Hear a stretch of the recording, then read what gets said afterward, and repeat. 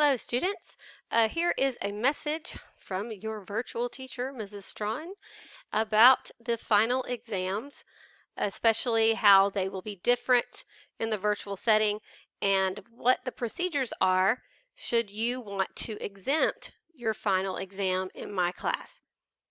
Okay, so virtual students will follow the final exam schedule that is listed here. So on Monday, December 14th, that will be a regular schedule or a regularly irregular for virtual students, but the task for that day will be a review. The same for Tuesday, December 15th will be review. On Wednesday, that's when final exams begin for these courses over here. Languages other than English, any science course, and any social studies course. The teachers may require a specific time period for that proctored test and that it must be on Zoom. And you should expect that for my class. So you will take the test in real time and at the same time on Thursday, December 17th. So you will also take tests for math and for any electives that are scheduled in periods 1, 2, and 3. So I've added for you, because depending on what course you're in, for me, the time in which you will take the test. For English 4 students, your test will begin at 8:25 a.m. You will receive a Zoom link. You will enter the Zoom room. I will give you the instructions, and you will have until 10:20 a.m. to complete those instructions and to open the exam. You will need to be able to have access to a camera that is put facing you at all times. The same is true for English 1 Honors, and the testing time for that test is 10:25 a.m. to 12:20 p.m. and all English 1 students will have a test from 1:55 p.m. to 3:50 p.m. If you have a conflict, you will need to let me know well in advance, and it will need to be documented in order for you to take your test at another time. It is highly suggested that you take it at this time that I'm offering and not at another testing window. Only extreme cases will allow for exceptions. On Friday, December 18th, the tests will all end by 12:35 p.m.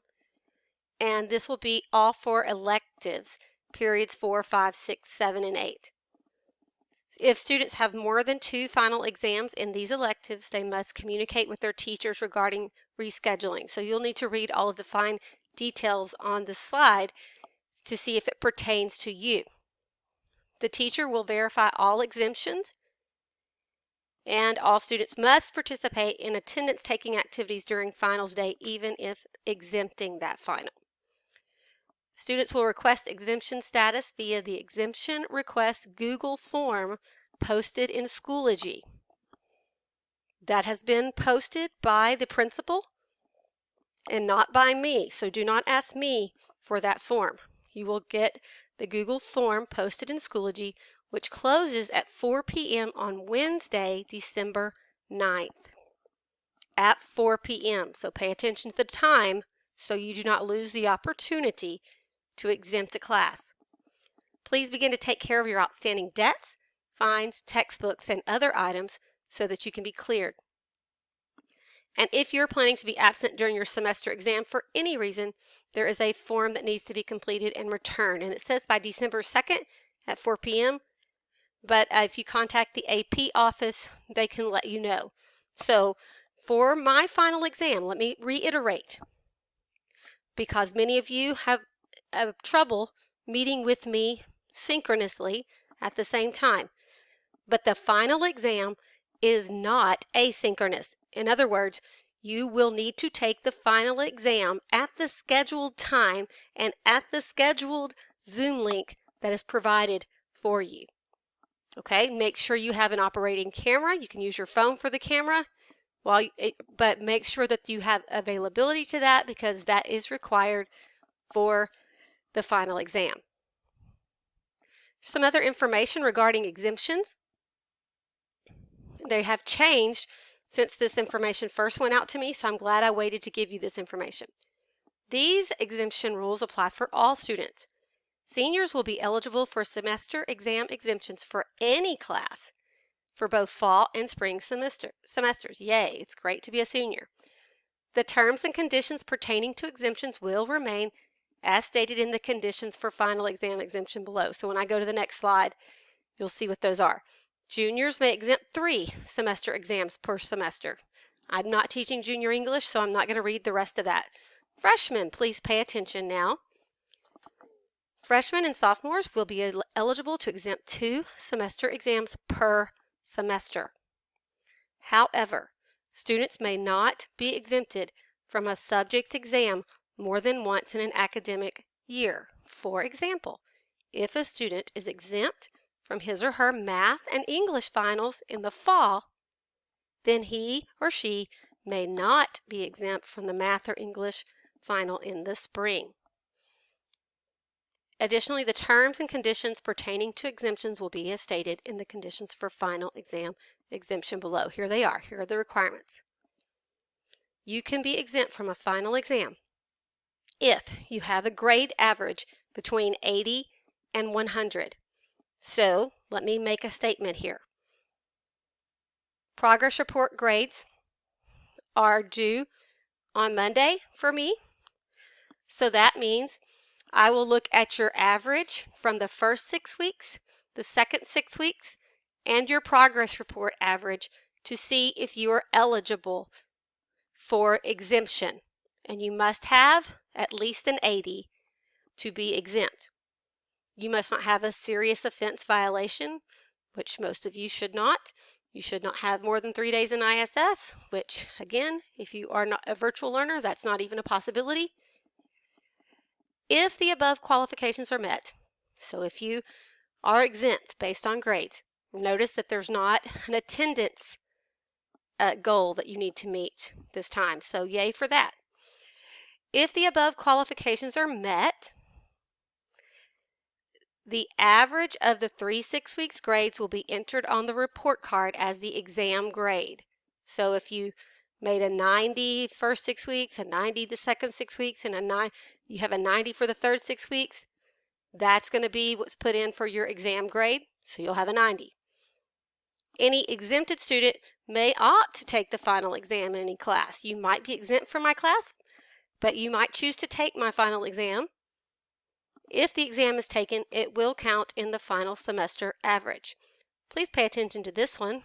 For non-attendance at a final exam, in other words, if you do not show up to the scheduled time and place, which will be the Zoom call, you will receive a 0 for the final exam.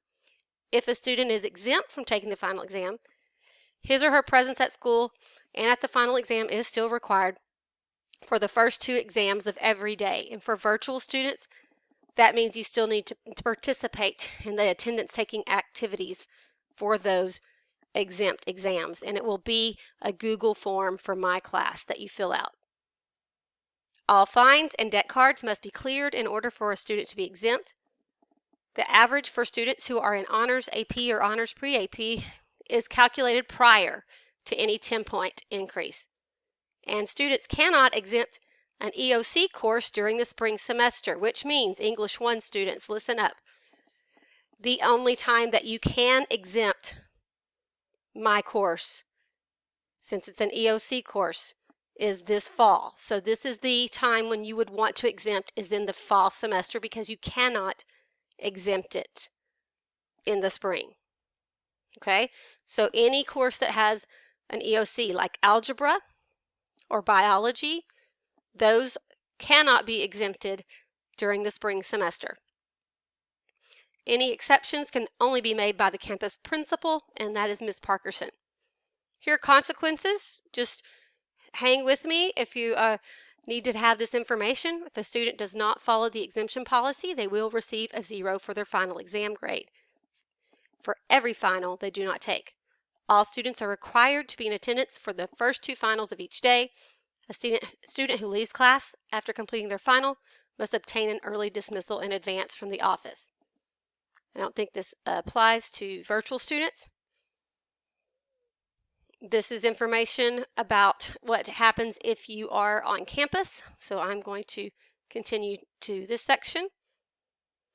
Final exam exemption request. This is a link in this slideshow, which will be posted with this update. I'm sending this to every student in Schoology.